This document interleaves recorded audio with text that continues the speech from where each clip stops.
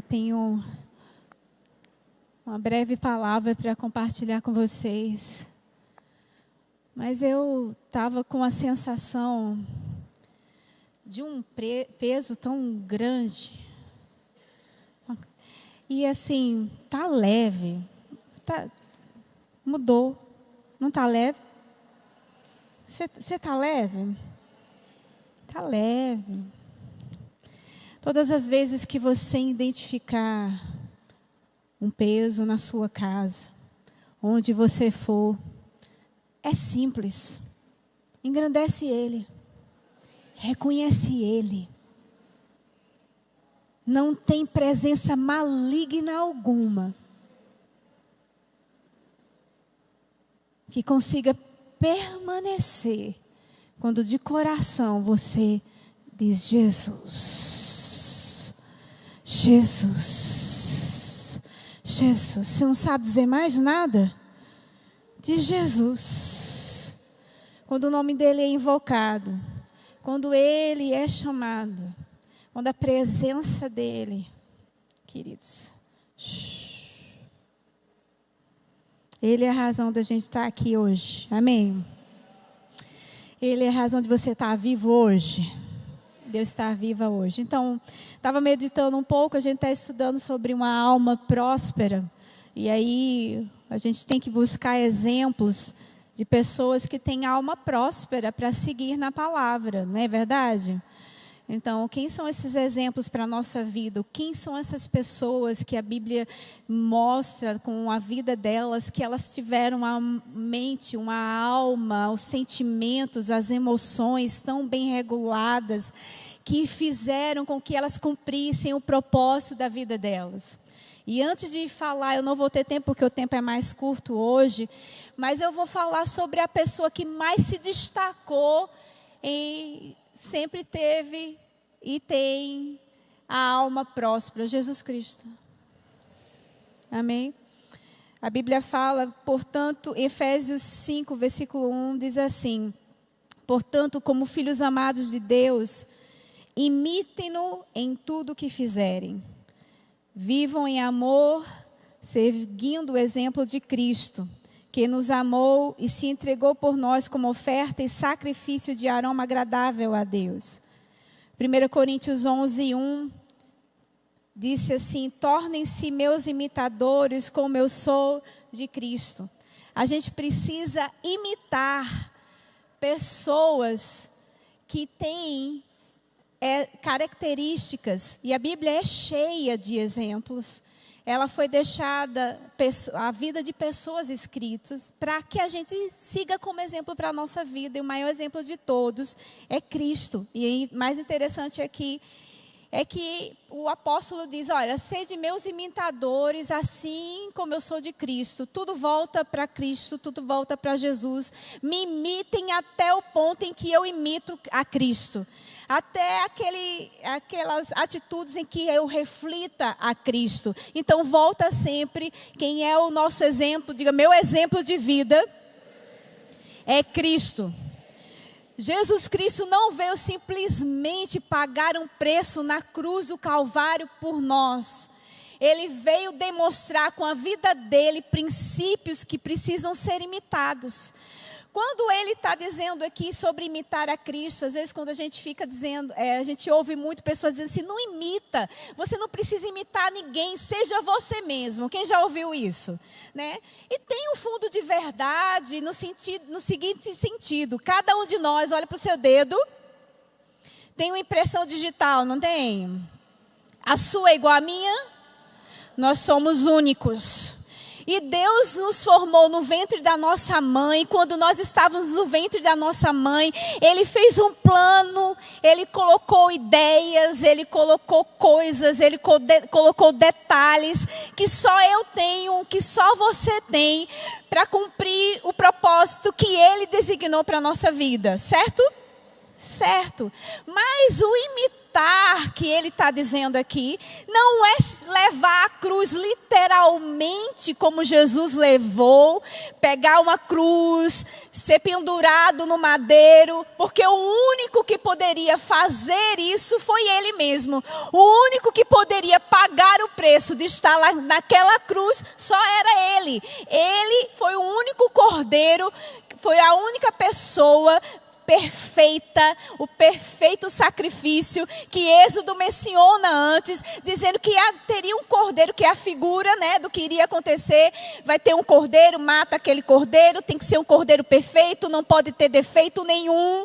Aí vem Jesus cumprindo, olha lá o cordeiro, até anotei o versículo que diz assim, 1 Coríntios 5:7, livrem-se do fermento velho para que sejam massa nova e sem fermento, como realmente são, pois Cristo, nosso cordeiro pascal, foi sacrificado. João 1:29 diz que João viu Jesus caminhando em sua direção e disse: vejam, é o Cordeiro de Deus que tira o pecado do mundo. 1 Pedro 2:22 diz, 2:21 diz assim, porque Deus os chamou para fazerem o bem, mesmo que isso resulte em sofrimento, pois Cristo sofreu por vocês. Ele é o seu exemplo, diga, ele é meu exemplo. Sigam seus passos. Ele nunca pecou, nem enganou ninguém. Nós temos um alvo de viver uma vida sem pecar. Nós temos um alvo, nós temos princípios. Nós não vamos fazer o que Jesus fez. Você está me entendendo? Você não precisa ir para uma cruz, porque eu e você não somos perfeitos, não somos aquele que pagaria, só Jesus podia pagar o preço. Ninguém antes dele pôde, ninguém depois precisa mais, porque o preço já foi pago, a dívida foi rasgada, o escrito de dívida que era contra nós, simplesmente foi rasgado. Nós não temos nenhuma dívida mais com o inferno, com Satanás, com ninguém, nós somos livres. Mas Jesus ficou para nós como um exemplo de vida a seguir, de princípios a seguir. E aqui ficou bem claro sobre isso. E eu fiquei meditando em coisas que da vida de Jesus, como uma pessoa saudável mentalmente, como é que uma pessoa saudável em suas emoções, como é que uma pessoa saudável como ele era, se comportava. Então eu tenho algumas coisas que eu anotei aqui, algumas atitudes que Jesus tomou, que serve para nós como exemplo. E eu queria dar aquela base inicial, falando sobre Jesus como exemplo para a nossa vida, porque o que eu vou falar aqui é só um pedacinho. Mas se você e eu nos determos para estudar mais a palavra e não simplesmente ficar ouvindo fulano esse crânio no YouTube e se dedicar a ler o que a Bíblia diz, a gente vai crescer. Então a gente vai olhar que Jesus é o nosso exemplo e eu vou o tempo inteiro, como é que Jesus agiria? Como é que Jesus faria em relação à minha própria, para manter a minha saúde mental? Como é que Jesus manteve a saúde mental dele? Como é que Jesus andou? E no meio de tanta pressão, eu quero lembrar você que Jesus passou por muita pressão. Ninguém passou e nem passará por mais pressão do que Jesus passou. E ele, quando ele veio aqui à terra, ele veio e ele passou pelos mesmos sofrimentos que eu e você passamos. Ele pagou as mesmas coisas, enfrentou as mesmas paixões, não passou nada diferente. Está entendendo? Ele enfrentou muita pressão. Diga, Jesus enfrentou muita pressão. Ele tinha 30 anos de idade, tinha 3 anos para, vamos dizer, para cumprir o propósito da vida dele. Ele tinha um pouco tempo para cumprir aquilo que ele veio para fazer, certo? No ministério dele tinha muito pouco tempo. 3 anos é pouco? A gente tem projetos, queridos, aqui na igreja que a gente tem algum tempo já tentando e está andando, tá certo? E a gente acha 1 ano é pouco, 2 anos é 3 anos para cumprir. Um espaço pequeno de tempo nunca angustiou Jesus para nada. Jesus não andou angustiado por causa do espaço pequeno de tempo, para cumprir nada. Por que será que Jesus se comportou tão leve assim? Aí eu fiquei imaginando sobre isso, pensando, buscando pensar. Por que será? Vamos lembrar de uma coisa. Em Lucas fala que Lucas 4, Jesus começa a ler as Escrituras, e quem lembra? E ele diz que ele veio para o quê? Curar, proclamar boas novas aos... Quando ele termina de ler, ele diz o quê? As Escrituras acabaram de se cumprir. Uma das coisas para manter uma saúde mental é saber quem você é. É saber o que você nasceu para fazer. Quem você é em Cristo? O que você buscar para manter a minha saúde mental? Eu preciso buscar quem eu sou em Cristo Jesus. Jesus sabia quem ele era em Deus, o que ele foi chamado para fazer. Ao ler as Escrituras, ele conseguia se ver. Eu e você, para mantermos a nossa saúde mental, a primeira coisa que a gente precisa é olhar para a Bíblia, procurar na palavra o que Deus diz que nós somos. Não é o que as pessoas dizem que nós somos, é o que Deus diz que nós somos. Não é o título que alguém te dá, é o título que Deus te dá. Esse título, para manter uma saúde mental, você precisa saber. E Jesus sabia. Outra coisa, eu não sei se você chegou a estudar, mas eu te incentivo a estudar. Jesus foi pressionado. As pessoas esperavam um Messias, mas não esperavam um Messias no sentido real, que foi designado e pregado nas Escrituras. Eles pensavam que ele ia ser o rei, que ia derrubar o Império Romano e que ia conquistar todas as coisas ali. Mas apesar do entendimento trocado das pessoas, do propósito dele, ele se manteve firme ao que Deus tinha dito que era para ele ser e fazer. Então não importa se as pessoas têm um entendimento deturpado daquilo que a gente foi chamado para fazer. A gente precisa estar certo. Eu sei o que foi que o Senhor me chamou para fazer. Eu não vou fazer outra coisa porque outras pessoas acham que eu preciso ser e fazer outra coisa. Um dos grandes desafios hoje é isso. Pessoas que não sabem dizer não para outras, que seguem, as chamadas Maria vai com as outras, né, o termo. Tudo que pedem, fazem, tudo que dizem, quer fazer. Ei, eu aprendi olhando para Jesus que para manter a minha saúde mental, eu não vou me conformar ao que os outros dizem que eu sou, e eu não vou fazer porque todo mundo está fazendo, e eu não vou fazer do jeito que todo mundo está fazendo. Eu fui criada do jeito que Deus quer que eu seja, e eu vou fazer do jeito que Ele me mandou fazer. Eu era uma pessoa que não sabia dizer não. Eu não sabia porque eu queria. Não, eu vou dizer não para você agora. Não vou fazer não, porque Deus não mandou fazer não. Não vou fazer não. Não. Faz assim comigo, não. Então Jesus sabia quem Ele era. Eu e você precisamos para manter a nossa saúde mental. Ficar constantemente, olha, queridos, não existe. Tem pessoas que fizeram rema. Aí disse, eu já fiz o rema. Sim, e daí? A Bíblia ficou velha, caduca? Não, querido, continua. Eu posso estar ensinando 20 anos, 22 anos, 30 anos, 40 anos a palavra de Deus e eu ainda não esgotei na descoberta de quem eu sou nele. Então, a palavra não pode ser tomada como um tédio. Jesus não tomou as Escrituras como um tédio. Ele tinha tempo para lê-la, ele tinha tempo para meditar, isso foi construído. A gente precisa seguir o seu exemplo. Ele deixou o princípio bem claro. Isso sustentou ele. Mas tem coisas práticas também que ele fez. Ele teve tempo para comer. Sabe, pessoas que não comem direito, pessoas que não dormem direito, pessoas que não se socializam, elas desenvolvem problemas emocionais, mentais e etc. Você sabia disso? A comida afeta você, sua mente. A comida, excessos, vícios vão mexer com as suas emoções. Então, Jesus tinha tempo para se alimentar bem. Jesus tinha tempo para dormir. E o mais interessante é que eu acho que ele dorme até no meio de uma tempestade.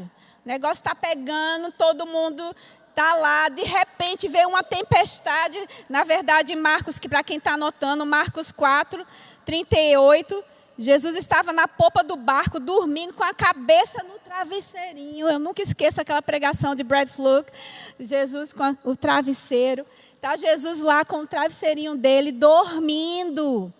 A tempestade do nada se levanta, porque as investidas de Satanás, porque foi investida de Satanás.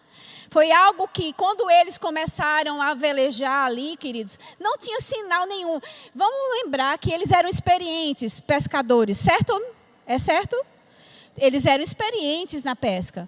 E eles foram ali para o mar sabendo, não tinha nada. Do nada, coisas se levantam. Mas Jesus continuou dormindo. Nada acordou ele. Ó, tiveram que sacudir ele assim. Diz que quase que ressuscitar ele. Para ressuscitar alguém, você não faz. Oh, ressuscita. Já viu alguém ressuscitando outro? Tentando, alguém que é médico e enfermeiro. Você sacode, você não fica alisando a pessoa. Você sacode ela. A sensação foi essa. Mas Jesus dormiu, querido. E eu creio que não foi só o único momento que Jesus dormiu. Com certeza, Jesus não ficava 24 horas ligado. Para manter uma saúde mental, eu aprendi que eu preciso dormir. Oh, glória. Quem é como eu? Quando eu era pequena, minha mãe dizia assim, está na hora de dormir. E eu ficava, mãe, pera ainda. Aí eu, não, mamãe, não quero dormir, não. Quem fazia isso? Não, quero dormir, não, quero brincar. Eu acho que tem uma criança dentro de mim ainda que fica dizendo, vamos brincar. Quer brincar. E eu quero fazer as coisas. E muitas vezes eu estou aqui, ó, já assim, ó. Quem já dormiu com o celular na mão, com o livro na mão, quem já dormiu sentado em algum lugar, sentou no sofá e apagou. Quem já apagou no sofá aqui, gente? Só fui eu. Cheguei tão cansada, sentei no sofá, abri assim, sentei, daqui a pouco, apaguei, gente. Mas porque eu fui no limite do limite. Sabe o que aconteceu? Eu comecei a desenvolver algumas coisas. Irritabilidade.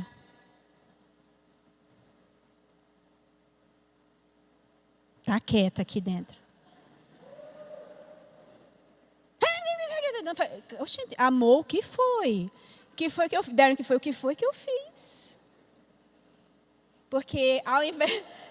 Aí eu ia tomar café e tomar chá da Herbalife, energizante. E ficava mais interessante ainda a pessoa. Impaciente. Queridos, por quê? Porque para manter uma saúde mental a gente precisa dormir. Não é coisa mais simples? Não é simples? E não importa quanta coisa ruim esteja acontecendo lá fora, permaneça dormindo. Se você não dormir, vai mudar alguma coisa? Hein? A minha pergunta é essa. Se você não dormir, vai melhorar ou piorar? Darren chegar para mim e disse, amor, tem isso para resolver. Ele, honey, vamos dormir. Amanhã a gente resolve. Eu disse, não, mas fulano está precisando disso. E como é que a gente vai fazer? E não sei o que. Ele disse, honey, não dormi. Amanhã a gente resolve. Interessante, eu ficava lá pensando, meu Deus. Ele lá dormindo. E eu do lado pensando, meu Deus, como é que a gente vai fazer isso para ajudar fulano? E não sei o quê, proposada, não sei o quê. Aí eu amanheci o dia assim, parecendo um zumbi. E ele, com a brilhante ideia, sabe, eu pensei, me veio um pensamento agora de manhã. Aí eu disse, eu não acredito num negócio desse. Eu passei a noite todinha pensando, não pensei em nada. E ele acordou, porque enquanto você dorme, Deus cuida de você. Se você entregar a Ele, se você realmente descansar, entregar para Ele, ideias vão surgir enquanto você dorme, querido. E aí eu fui aprendendo, porque você apanha. Num dia você aprende. E agora eu durmo. Amém? Apesar que eu ainda quero fazer 10.000 coisas ao mesmo tempo. Isso é uma verdade, né? Mas eu estou melhorando. Diga, Edmar está no processo. Glória a Deus por isso. Aleluia e Maranata. Jesus tinha vida social aí. Por quê? Porque conviver com outros faz parte do plano de Deus. Jesus Cristo, ele veio para a terra para salvar o mundo. Para salvar pessoas. Então, ele tinha que ter tempo para pessoas. Então, nós precisamos desenvolver relacionamentos em que a gente passeia. Jesus foi para uma festa. Foi para uma vida social. João 2, versículo 1. No casamento de Caná da Galileia. Ele era um convidado. Ele era padrinho, sei lá como era que funcionava naquela época. Não, querido, ele simplesmente era um convidado. E ele foi para aquela festa. Quem já esteve com a agenda tão cheia que você não vai para convidado nenhum? Ser convidado não pode, não pode, não pode, não pode, não pode, não pode, não pode, não pode, não pode. Arrume um tempo para ir e valorize as pessoas. E para você vai ser tão bom distrair, gente, ver ares novos. Jesus estava lá, não deixou de ser Jesus onde ele foi.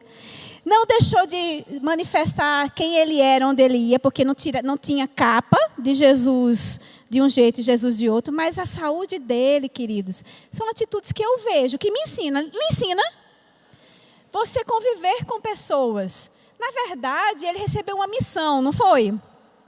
Mas ele descobriu que ele não faria essa missão sozinho, não foi isso? Logo depois que ele sai de um período de oração, ele escolhe 12. Por quê? Porque eu preciso conviver com pessoas e eu preciso repartir aquilo que eu tenho para fazer com pessoas. Eu preciso rir com pessoas, eu preciso chorar com os que choram, sorrir com os que sorriem. E eu só vou fazer isso se eu conviver com pessoas. E isso, vida social, significa conviver com pessoas. Por isso o nosso GC. Porque eu preciso... a gente vai só para bater papo? Querido, porque faz parte de uma mente saudável. Conviver com pessoas. Rir.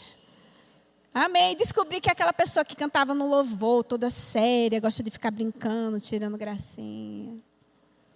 Então a gente vai descobrindo quem é um ao outro, vai ajudando um ao outro. Então Jesus teve tempo para ir para uma festa. Se Jesus teve tempo para ir para um casamento, aí a gente se acha, né? Eu fiquei pensando, se Jesus arrumou tempo para a vida social, por que eu não vou conseguir arrumar tempo? Tem que botar na agenda. Diga, eu tenho que botar na minha agenda. Ele tinha um tempo mais do que especial. Ele tinha tempo só para ele. E para ele e o Pai. Todas as vezes que eu e você, nós precisamos parar sozinhos. Quem gosta de ficar sozinho com você? Eu gosto de ficar comigo. Eu gosto da minha companhia. Você gosta da sua companhia? Tem gente que não gosta de ficar sozinho. Gente, mas a gente nunca está sozinho. A gente está acompanhada do nosso Deus Pai. Mas ele estava lá, sozinho, que eu diga, fisicamente.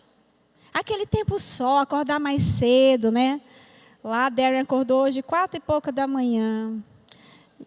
E o negócio é que ele acordou e me acordou também. Aí logo cedo, porque ele queria ficar sozinho, lá perto da praia, vendo a paisagem. Ele e Deus. A única coisa foi que ele me acordou no processo. Porque basta ele levantar que quem é? Onde vai? Tinha que estar roncando, né, gente? Roncando não, que é disfunção. Roncando não. Mas, aí apertou lá, fendei acordando. Mas ele estava lá sozinho. Jesus apreciava estar sozinho. Ele, Deus. Para manter a saúde mental, queridos, nós precisamos ficar sozinhos. Nós e Deus. No silêncio. Quieto. Silêncio não é lugar de depressão, não. É lugar da manifestação da glória de Deus. Deus também se manifesta no silêncio. E nós estamos vivendo uma vida tão cheia, é telefone que toca, é menino que grita, é carro que buzina, o povo não tem paciência nenhuma para esperar nada, é o telefone, aí eu já botei no silencioso, abençoado, porque toda hora é tim, tim, tim, tim, tim, tim, tim, que você até sonha com tim, tim, tim, tim, tim, tim do celular. Você bota no silencioso lá, o abençoado, porque silêncio é bênção. Quando foi a última vez que você ficou no silêncio? Vai para o silêncio, você e Deus. Você lá, ouvir a voz dele dentro de você. Quantas respostas eu ouvi do Senhor simplesmente por ficar quieta? Cala a boca, Edma, fica na minha presença e fica quieta. Só você e Deus. Soluções vão vir, situações vão ficar mais claras para você. E é uma tranquilidade. Começar o dia no silêncio. Tem gente que começa o dia no Instagram. Se for pelo menos ouvir na live do pastor ali, 6 horas da manhã, né? 6, pastor? 5h45, já mudou, não foi? 5h45, se você ligou e pelo menos estava ouvindo ele, ainda ajudou. Mas isso não tira esse tempo, só você, gente. Tira tempo para a sua saúde mental. Fica quieta. Eu tenho um menino pequeno, acorda mais cedo, ou dorme um pouquinho mais tarde. Mas tenha um tempo que você acalma. Leia a palavra. Ore em outras línguas. Quem ora em outras línguas aqui?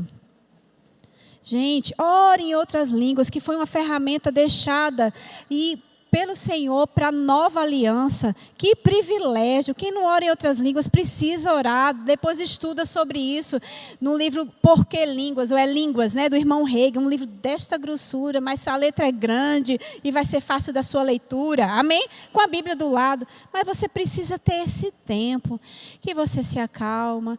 Parece que os níveis de adrenalina, de tudo, vai se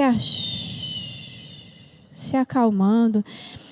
Você respira, o mundo está aí imitando as técnicas que Deus já deixa tão claro.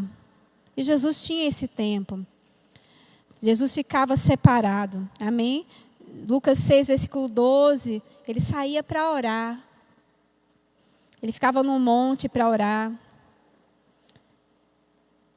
É interessante, em Lucas 5,15, diz que uma multidão vinha para ouvi-lo, para serem curados de doença, mas Jesus se retirava para lugares solitários.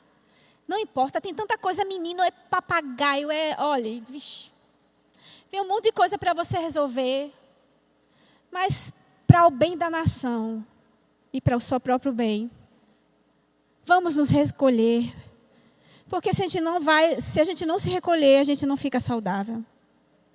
Tá certo? Então, Jesus não importava, tinha uma multidão atrás dele, mais gente atrás dele, nenhum de nós tem, do que estava atrás dele. Eu sou pastor, né? Pastor Eli deve ter, assim, o senhor do aconselhamento é ele. Essa é uma parte importantíssima do nosso ministério, ele tem sido um auxílio assim, sem medidas para o pastoreio da igreja, para o pastoreio de Darren, no atendimento e no aconselhamento de pessoas. Então, o celular dele, neném. Mas, gente, vai morrer não. Deixa lá e corre para o seu lugar de descanso. Porque nesse lugar de descanso, você alivia a sua alma, você fica melhor, queridos. Jesus teve todo esse tempo. São princípios que a gente vê na vida dele. O jeito que pessoas falavam dele. Pessoas falavam mal de Jesus. Chamaram ele de quê? De filho de Beelzebul. Mas isso afetou ele? Não. Porque ele escolheu focar naquilo que chamavam e diziam a respeito dele. E não o que Deus dizia a respeito dele do que as pessoas. Então, tem várias coisas que Jesus enfrentou. Jesus enfrentou a traição. Pessoas que andavam com ele, deixaram de andar com ele. Mas ele sempre teve atitude de amor para com as pessoas e de perdão. Para manter uma saúde mental, eu preciso perdoar pessoas. Eu preciso andar em perdão. Se você está querendo viver uma vida saudável na sua mente e não está perdoando pessoas e achando que está prejudicando elas, está prejudicando você. Eu digo que é lixo que você guarda na sua casa, achando que os ratos vão atacar o vizinho. Vai atacar você, não é a sua casa do vizinho, não. As baratas vão encher a sua casa, não a casa do vizinho. E a gente quer aquela saúde mental, mas a gente não libera as pessoas. Olha para já fica pensando. A Bíblia diz em 1 Coríntios 13 que o amor, ele pensa o quê? Ele espera o melhor. Então, você e eu, para mantermos uma atitude, uma mente saudável, eu preciso pegar 1 Coríntios 13 para mim. E aí, quando uma pessoa aprontar contra mim, eu tenho que pensar alguma coisa boa dessa situação. Bem, eu acho que ele não quis dizer isso. Ele deve ter se enganado. Aí as meninas disseram bem assim, Edna, você se engana muito. Eu disse, eu?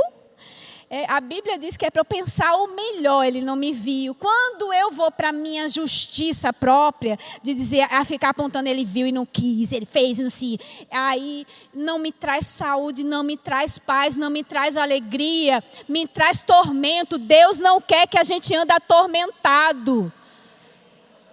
Falta de perdão traz tormento para a alma. Julgar as outras pessoas traz tormento para a alma. Outras coisas que eu aprendi com Jesus que eu queria compartilhar com você foi a parte mais dura que Jesus passou na vida dele. Foi o Getsêmani.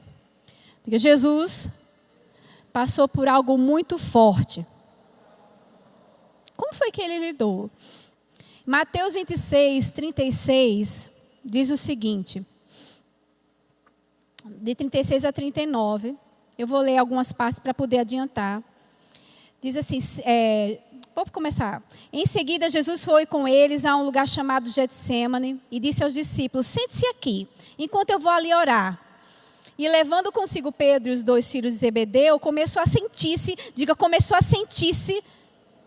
tomado de tristeza e de angústia.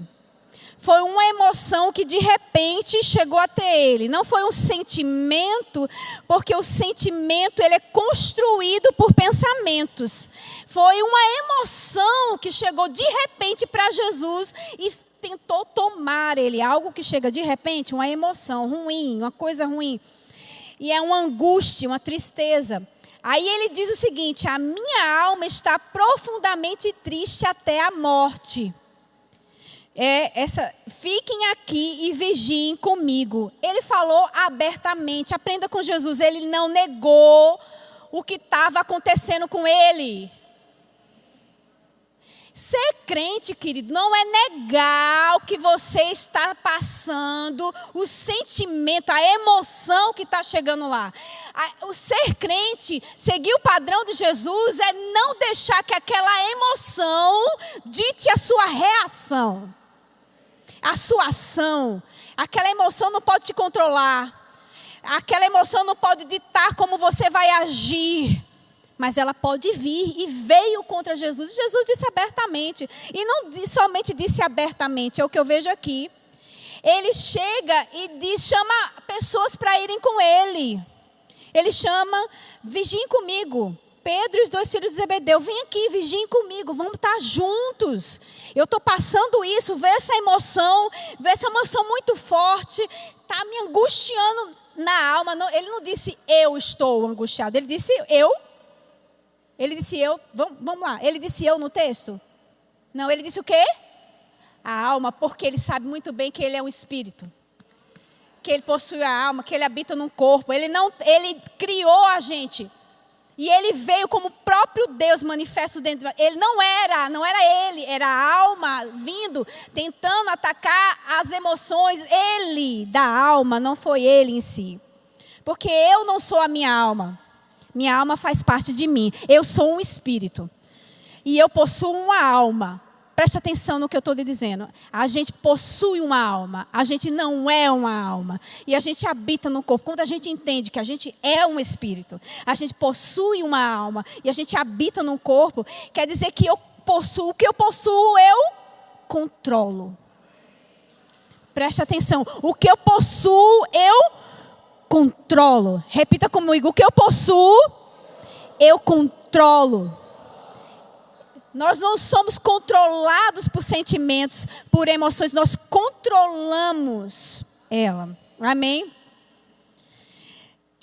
Sabia o que afetaria? No versículo, em Lucas 22, versículo 39 a 46, fala da mesma coisa. Diz que Jesus, como de costume, subiu ao Monte das Oliveiras. Não foi só nesse momento, era algo costumeiro que ele fazia.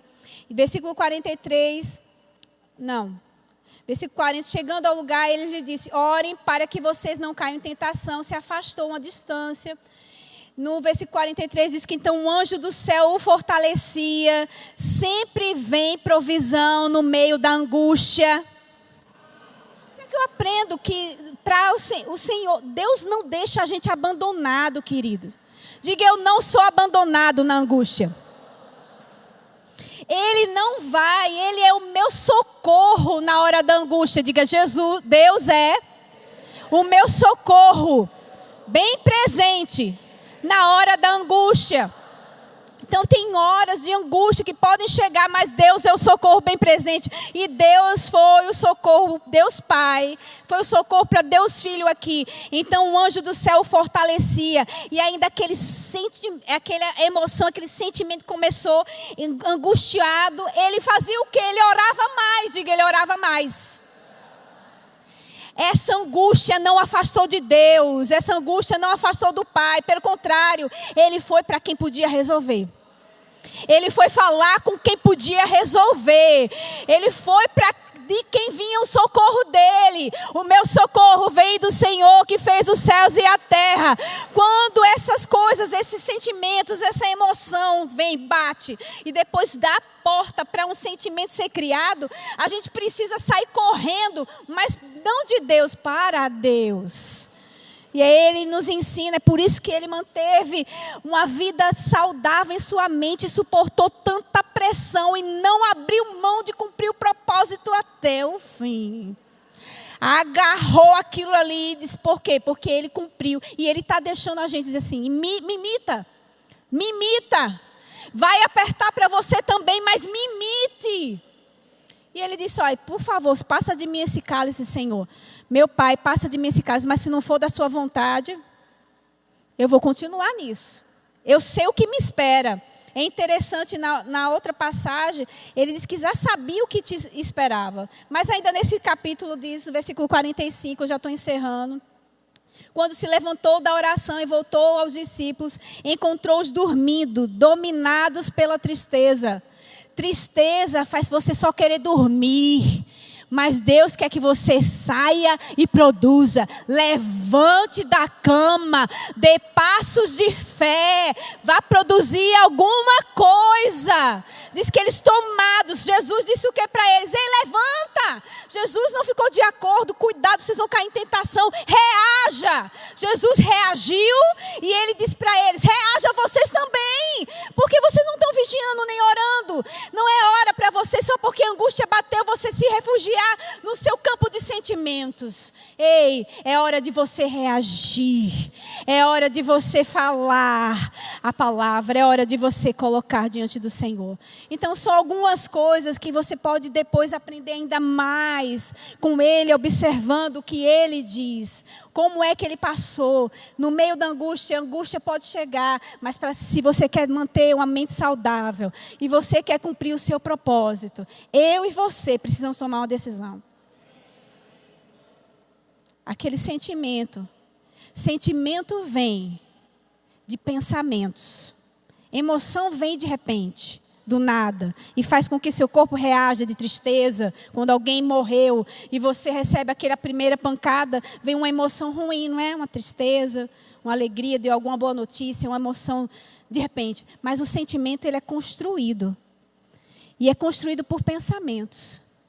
Vamos pensar o que Filipenses 4:8 fala. Tudo que é verdadeiro, tudo que é honesto, tudo que é justo, tudo que é puro, tudo que é amável, de boa fama. Se há alguma virtude, algum louvor nisso eu penso. E assim a gente vai proteger cada vez mais a nossa alma. E andar na paz que o Senhor tem para nós. E viver o propósito. Diga, eu vou viver o propósito de Deus para a minha vida. Eu não vou ficar pela metade. Eu vou cumprir minha carreira. Eu vou cumprir minha carreira. Diga, eu vou cumprir minha carreira.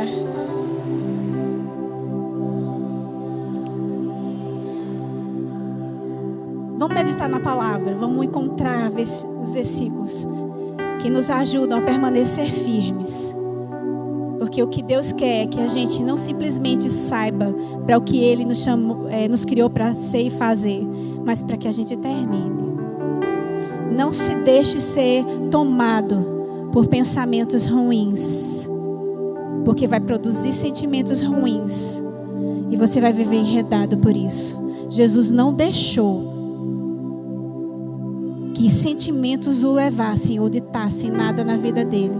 E Ele disse para a gente imitá-lo. Vamos imitar o Senhor. E olhando para a vida dele, eu tenho aprendido coisas. Você tem aprendido também? Nosso aprendizado nunca se acaba. Pai, eu quero te dar graça, Senhor, por cada um dos meus irmãos aqui. E quando a gente fala sobre alma, sobre sentimentos, sobre as emoções, Senhor, são tantas coisas que a gente poderia tratar quando vem para um momento como esse. Eu não sou psicóloga, Pai. Não tenho formação em coach. Mas eu tenho aprendido tanto com a Tua palavra que tem me ajudado a ficar de pé. E meus irmãos também, Senhor. Não desprezo nenhuma dessas ferramentas, Pai. Sei que é a Tua bondade, Tua misericórdia em oração usando elas. Mas eu enalteço a Tua palavra acima de tudo e de todos. E eu continuo crendo, Senhor, que o Senhor é que cura corpo e alma e transforma espírito. Eu te dou graças, Senhor, pelo agir do Senhor nesse lugar, Pai. Em nome de Jesus. Venha receber uma palavra de fé para você e toda a sua família na Igreja Verbo da Vida Aracaju. Todos os domingos às 10 da manhã e às 6 da tarde. Nós esperamos você para um grande culto de celebração.